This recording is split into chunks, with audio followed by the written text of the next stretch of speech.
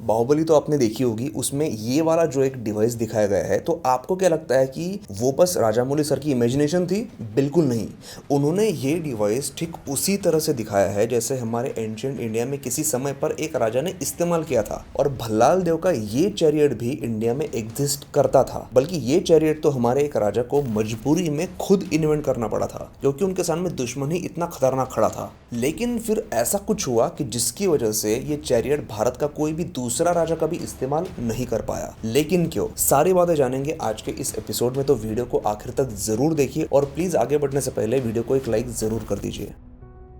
अगर मैं आपसे कहूँ कि हजारों साल पहले हमारे भारत में ऐसी सभ्यताएं थी जो इतने एडवांस्ड और खतरनाक हथियार बना रही थी, जिन हथियारों ने किसी समय में युद्ध का तरीका ही बदल दिया था। वो वेपन्स आज के वेपन्स के कंपैरिजन में एडवांस तो नहीं थे, लेकिन उस समय के हिसाब से प्रिमिटिव भी नहीं थे। ये ऐसे हथियार थे, ऐसे डिवाइस थे जो अचानक आए, सब कुछ बदल दिया और फिर मिस्टीरियसली गायब हो गए। और अपने समय के हिसाब से इतने एडवांस थे कि लोग इन्हें आज एक मिथ मानते हैं, कल्पना मानते हैं। हिस्टोरियंस डिबेट करते हैं कि ऐसे वेपन्स उस समय में इन्वेंट हो ही नहीं सकते थे। करीब 5वीं शताब्दी ईसा पूर्व में आज के उत्तरी भारत के इलाके में मगध नाम का एक ताकतवर साम्राज्य था, जिसकी लड़ाई लिच्छवी गणराज्य के साथ शुरू थी। अब लिच्छवी को गणराज्य इसीलिए कहते थे क्योंकि ये कई सारे राज्यों का एक ग्रुप था। इस गणराज्य में कई अलग अलग राज्य शामिल थे और ये भारत का पहला गणराज्य था। और इन सब में यूनिटी बहुत थी। ये दुश्मन के खिलाफ एक साथ लड़ते थे, इसीलिए इन्हें हराना बहुत ही मुश्किल था। क्या आप जानते हैं कि जब मगध का और इनका युद्ध हुआ था तो कितने दिनों तक चला होगा? पूरे 16 साल। इससे एक बात ये भी समझ में आती है कि लिच्छवी गणराज्य तो ताकतवर था ही, लेकिन उसके साथ 16 साल लड़ने वाला मगध एम्पायर भी बहुत पावरफुल था। लेकिन फिर इस युद्ध से परेशान होकर मगध के जो राजा थे अजातशत्रु, उन्होंने एक ऐसा डिवाइस बनाया जिसको लेकर आज भी हिस्टोरियंस में लड़ाई होती है कि क्या कोई राजा 5वीं शताब्दी में ऐसा रथ भी बना सकता है। अब लिच्छवी कोई साधारण दुश्मन नहीं थे, वो 9 गणराज्यों का एक ग्रुप था। यानी अजातशत्रु के सामने सिर्फ एक सेना नहीं बल्कि एक महासेना खड़ी थी। और ऐसे दुश्मन को हराने के लिए राजा अजातशत्रु को कुछ ऐसा चाहिए था जो पहले कभी किसी ने इस्तेमाल ना किया हो। उस वेपन का किसी के पास कोई सोल्यूशन ही ना हो। कई सारे एंशियंट जैन लिटरेचर और हिंदू महाकाव्य में भी राजा अजातशत्रु के इस हथियार का जिक्र है। और जैसा इस वेपन का डिस्क्रिप्शन लिखा गया है, वो पढ़कर ही ये डाउट आता है कि ऐसा वेपन उस समय एग्जिस्ट कैसे कर सकता है। इस वेपन के बारे में लिखा है कि ये एक ऐसा रथ था जो पूरी दुश्मन सेना को कुचल सकता था। तो कहीं पर इसके बारे में लिखा है कि ये एक ऐसी मशीन थी जिसका आवाज सुनकर ही दुश्मन सेना मैदान से भागने लगती थी। और इस डिस्क्रिप्शन को सुनकर ही हिस्टोरियंस ने इसे राइटर की इमेजिनेशन मान लिया। इस रथ को कहा जाता था रथ मुसल। ये बिल्कुल वैसा ही था जैसा बाहुबली में भल्लाल देव को यूज करता हुआ दिखाया गया है। ये लोहे और स्टील से बनाया हुआ मजबूत और भारी रथ था, जिसके पहियों से तेज धार वाले ब्लेड बाहर निकले हुए रहते थे जो किसी पंखे की तरह घूमते रहते थे। और जब ये रथ स्पीड से दुश्मन की सेना में घुसता था तो ये दुश्मन सेना के लिए और उस राजा के लिए एक बहुत बड़ा नाइटमेयर होता था। इस रथ का सबसे ज्यादा असर साइकोलॉजिकल था। पुराने समय के जो सैनिक थे वो शोल्डर टू शोल्डर खड़े होकर फाइट करते थे। डिसिप्लिन और यूनिटी ही उनकी सबसे बड़ी ताकत होती थी। लेकिन जब वो इस रथ को अपनी तरफ दौड़ते हुए आता देखते थे तो चाहे सोल्जर कितना भी स्ट्रांग हो फिजिकली और मेंटली, उसके बचने का चांस 0 होता था। इसीलिए हर कोई अपनी जान बचाकर मैदान से भाग जाता था। और अगर 10 सैनिक मैदान छोड़कर भागने लगते थे तो उन्हें छोड़कर और 50 लोगों का मोरल टूट जाता था। सोचिए कि राजा अजातशत्रु के इंजीनियर ने उस रथ को बनाया था, मतलब उनकी इमेजिनेशन और मैकेनिकल अंडरस्टैंडिंग कितनी कमाल की होगी। उन्हें मोमेंटम, बैलेंस और काइनेटिक एनर्जी की भी अच्छी समझ थी। रथमुसल का इस्तेमाल वैशाली की लड़ाई में किया गया था, जहां अजातशत्रु ने लिच्छवी गणराज्य की राजधानी पर हमला किया था। जब उन्होंने अपना रथ बैटलफील्ड पर उतारा तो उसने दुश्मन की सेना को तहस नहस कर दिया था। और ये सब देखकर लिच्छवियों के जो राजा थे, वो जो सारे सेनापति थे कई सारे राज्यों के जो एक साथ लड़ रहे थे, वो सारे भागकर अपने महल की दीवारों के अंदर छिप गए थे। और इसीलिए फिर उनकी जान बच गई थी। राजा अजातशत्रु का ये रथ एकदम जबरदस्त था, लेकिन फिर भी उसके जैसी चीज फिर कभी इंसानी इतिहास में आगे नहीं दिखी। अब उसका क्या रीजन है वो मैं आपको आगे बताऊंगा, क्योंकि ये जो युद्ध की कहानी अभी चल रही है जो मैं आपको बता रहा हूं, पहले इसे कंप्लीट करते हैं फिर उस पर आएंगे। तो राजा अजातशत्रु वैशाली की मजबूत दीवारों के सामने खड़े थे। वो एक ऐसी जंग के बीचों बीच थे जिसे वो लगभग जीत ही चुके थे, लेकिन उनके और उनकी जीत के बीच में थी वैशाली की दीवार। तब राजा अजातशत्रु ने अपना एक और घातक वेपन बाहर निकाला जो इसी सिचुएशन के लिए बना था, जिसका नाम था महाशिला कंटक।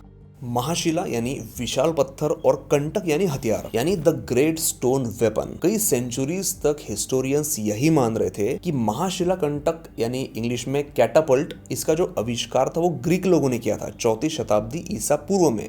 लेकिन अजातशत्रु ने इस महाशिला कंटक का इस्तेमाल 5वीं शताब्दी ईसा पूर्व में ही कर लिया था, ऐसा जिक्र मिलता है, यानी यूनानियों से करीब 100 साल पहले ही। तो महाशिला कंटक एग्जैक्टली था क्या? इसके फिजिकल अवशेष तो आज नहीं मिलते, लेकिन इसका जो डिस्क्रिप्शन किया गया है उसमें ये बताया गया है कि ये लकड़ी और रस्सियों से बनी एक बहुत बड़ी मशीन थी। इसका काम करने का तरीका क्रॉसबो जैसा था। रस्सियों को खींचकर उसमें एनर्जी स्टोर की जाती थी, उसमें टेंशन पैदा होता था और फिर एक झटके में छोड़ने पर उस सैकड़ों किलो के पत्थर को दूर फेंकती थी। जैसी मशीन बाहुबली फिल्म में दिखाई है कुछ उसी तरह। और इसी वेपन की वजह से अजातशत्रु हारा हुआ युद्ध जीत गए थे।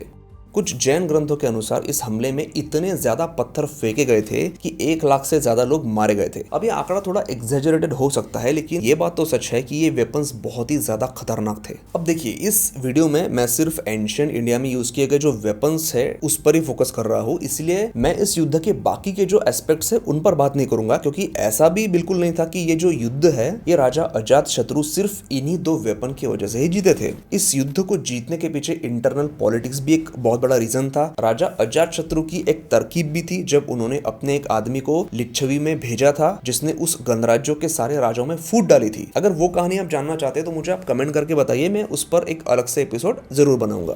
और अब ये जो 2 इन्वेंशंस थे राजा अजातशत्रु के, वो इतिहास में दोबारा इस्तेमाल क्यों नहीं किए गए? क्यों इन्हें आज एक कल्पना माना जाता है? अब उसका रीजन भी मैं आपको बताऊंगा, लेकिन उसके पहले मैं आपको 4 ऐसे हथियारों के बारे में बताना चाहता हूँ जो ऐसे ही घातक थे और उनके भी साथ वही हुआ जो इन 2 हथियारों के साथ हुआ था।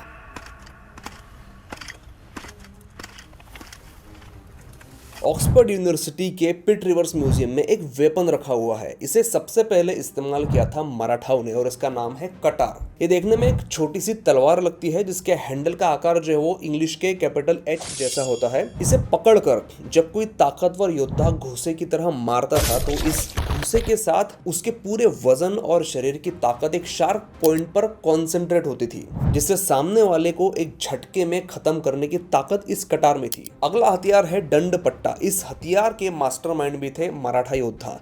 इस हथियार में तलवार मेटल ग्लोव्स के साथ अटैच्ड होती थी जो पूरे हाथ को कवर कर लेता था। इस हथियार के 2 फायदे थे। पहला ये कि ये हाथ को पूरी तरह सिक्योर रखता था और इसका दूसरा बेनिफिट था स्ट्राइक की ताकत को बढ़ाना, क्योंकि इससे किया गया वार पूरा शरीर का वजन लेकर पड़ता था। तलवार और इसमें ये डिफरेंस था कि तलवार से कम समय में ज्यादा वार करना आसान था, लेकिन उनमें इसके जैसी ताकत नहीं थी। और तलवार घोड़े पर बैठे सैनिकों के लिए परफेक्ट होती थी, जबकि दंड पट्टा जो था वो घोड़े पर बैठे सैनिक के लिए बिल्कुल नहीं था, लेकिन इसके एक वार में दुश्मन के शरीर के 2 टुकड़े करने की ताकत थी। भारत का सबसे स्पेशल और out of the box weapon था उरुमी यानी फ्लेक्सिबल स्वॉर्ड। ये सबसे पहले हम इंडियंस ने ही सोचा कि क्यों ना स्टील की हार्ड तलवार की जगह मेटल की पतली रिबन जैसी पट्टियां अगर इस्तेमाल की जाए और फिर उसे एक हैंडल से जोड़ दिया जाए तो ये एक साथ कई दुश्मनों को मार सकती है और दुश्मन को इसे चलाने वाले के पास आने से भी रोक सकती है।